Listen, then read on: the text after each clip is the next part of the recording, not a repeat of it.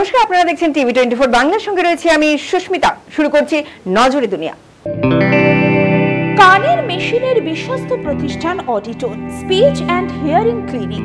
কানে শুনতে না পাওয়া বা শুনতে সমস্যা, তোতলা বা অস্পষ্ট কথা, জন্ম থেকে কথা বলতে না পারা, অল্প বুদ্ধি, কথা ও কানের যে কোনো সমস্যার সঠিক সমাধান অডিটোন। অভিজ্ঞ চিকিৎসকদের পরিষেবার সাথে পাবেন কানে শোনার পরীক্ষা ও যন্ত্র, কান ও গলার ছবি, speech therapy, OAE, BERA, ASSR, ENG, VNG, ইকজি, ভেস্টিবুলার, সাইকোলজিক্যাল পরীক্ষা ও কাউন্সিলিং। বিশদে জানতে যোগাযোগ করুন। জাপানি যুদ্ধজাহাজ প্রথমবার তাইওয়ান প্রণালীতে ঢুকে পড়ল, তবে এবার কি চীনের সঙ্গে সংঘাত? জাপানি যুদ্ধজাহাজ প্রথমবার তাইওয়ান প্রণালীতে ঢুকে পড়ল, এবার কি তবে চীনের সঙ্গে সংঘাত? চীন তাইওয়ান বিবাদের আবহে এবার বিতর্কিত তাইওয়ান প্রণালীতে ঢুকে পড়ল জাপানি যুদ্ধজাহাজ। টোকিওর দাবি, আন্তর্জাতিক জলসীমানায় নিজেদের জাহাজ চলাচলের অধিকারের ওপর জোর দিতেই এমন পদক্ষেপ। দ্বিতীয় বিশ্বযুদ্ধের পরে এই প্রথমবার তাইওয়ান প্রণালীতে প্রবেশ করল। পূর্ব চীন সাগর থেকে বৃহস্পতিবার জাপানি নৌসেনার সাজানামি নামে ডেস্ট্রয়ার গোত্রের ওই যুদ্ধজাহাজটি তাইওয়ান প্রণালীতে প্রবেশ করে। 180 কিলোমিটার দীর্ঘ এই প্রণালীতে গত বুধবার অস্ট্রেলিয়া এবং নিউজিল্যান্ডের সামরিক নৌযান দেখা গিয়েছিল।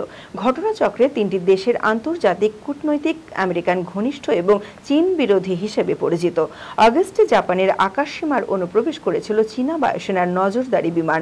দুক্ষেত্রের প্রতিবাদ জানিয়েছিল টোকিও, কিন্তু জবাবে বেজিং বলেছিল আন্তর্জাতিক আইন মেনে এমনটি তারা করেছে। এই পরিস্থিতি চীনা কার্যকলাপের জবাবেই জাপানের এই পদক্ষেপ বলে তারা মনে করছে। উত্তরপ্রদেশের নরবলি স্কুলের সম্মান ফেরাতে দ্বিতীয় শ্রেণীর পড়ুয়াকে উৎসর্গ, কাঠগড়ায় 3 জন। উত্তরপ্রদেশে নরবলি স্কুলের সম্মান ফেরাতে দ্বিতীয় শ্রেণীর পড়ুয়াকে উৎসর্গ, কাঠগড়ায় 3 জন। ফের নারকীয় ঘটনায় নাম যুক্ত হলো উত্তরপ্রদেশের। শুধুমাত্র কুসংস্কারের বশে খুন দ্বিতীয় শ্রেণীর পড়ুয়া। পুলিশের ধারণা, স্কুলের উন্নতির আশায় বলি দেওয়া হয়েছে নাবালককে। মূল অভিযুক্ত বেসরকারি স্কুলেরই ডিরেক্টর এবং তার বাবা ও 3 শিক্ষক। সকলকেই গ্রেফতার করেছে পুলিশ। স্কুলের ডিরেক্টরের বাবা কালো জাদুর চর্চা করে। স্কুলটি বেশ কিছুদিন থেকে লোকসানে চলছিল, তাই ডিরেক্টরের বাবা এই নরবলির পরিকল্পনা করে। তার বিশ্বাস ছিল একটি শিশুকে ঈশ্বরের উদ্দেশ্যে উৎসর্গ করলে স্কুলের নাম যশ দুই ফিরবে। চোখের সামনে হুড়মুড়িয়ে ভেঙে পড়ল আস্ত স্টেডিয়াম, ভাইরাল ভিডিও শিহরণ। চোখের সামনে হুড়মুড়িয়ে ভেঙে পড়ল আস্ত স্টেডিয়াম, ভাইরাল ভিডিও শিহরণ। এই মাঠে মুখোমুখি হয়েছিল আর্সেনাল এবং চেলসি। এই মাঠের আয়তন এমিরেটস এবং স্ট্যামফোর্ড ব্রিজের চেয়েও বড়, কিন্তু এবার ভেঙে গুড়িয়ে দেওয়া হলো মালয়েশিয়ার সেই বিখ্যাত শাহ আলম স্টেডিয়াম। 4 বছর আগে এই স্টেডিয়ামকে দর্শকদের জন্য বিপজ্জনক বলে ঘোষণা করা হয়। অবশেষে স্টেডিয়ামটি ভেঙে দেওয়া হলো চলতি সপ্তাহে। মালয়েশিয়ার সেরা ফুটবল স্টেডিয়ামগুলোর মধ্যে অন্যতম এই শাহ আলম। 80,000-এরও বেশি দর্শক একসঙ্গে বসে খেলা দেখতে পারতেন এই মাঠে। 2011 সালে এশিয়া সফরে এসেছিল প্রিমিয়ার লিগের 2 ক্লাব আর্সেনাল এবং চেলসি। তখন এই মাঠে প্রদর্শনী ম্যাচ খেলেছিল ওই 2 দল। কেবল ফুটবল নয়, এই মাঠে পারফর্ম করেছে একাধিক ব্যান্ড। 1998 সালে তৈরি হয় এই স্টেডিয়াম। 2029 সালের মধ্যে নতুন করে শাহ আলম স্টেডিয়াম তৈরি করা হবে বলে তাই গোটা স্টেডিয়ামটি একেবারে ভেঙে গুড়িয়ে ফেলা হয়।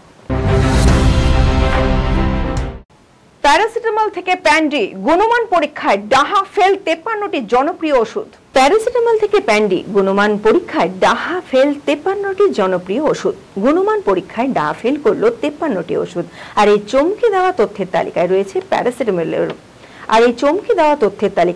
প্যারাসিটামলেরও নাম, এবং তা আবারও রাষ্ট্রায়ত্ত সংস্থার তৈরি ওষুধ। প্রতি মাসে নির্দিষ্ট সময়ে ওষুধের গুণমান পরীক্ষা করে দেখে central drug standards control organisation.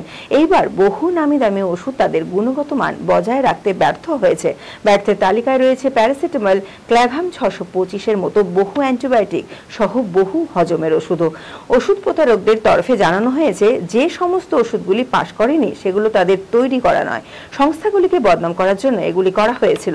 গোটা বিষয়ে তদন্তের দাবি করেছে তারা। আজকের মতো নজরে দুনিয়া এখানেই শেষ করছি। নমস্কার।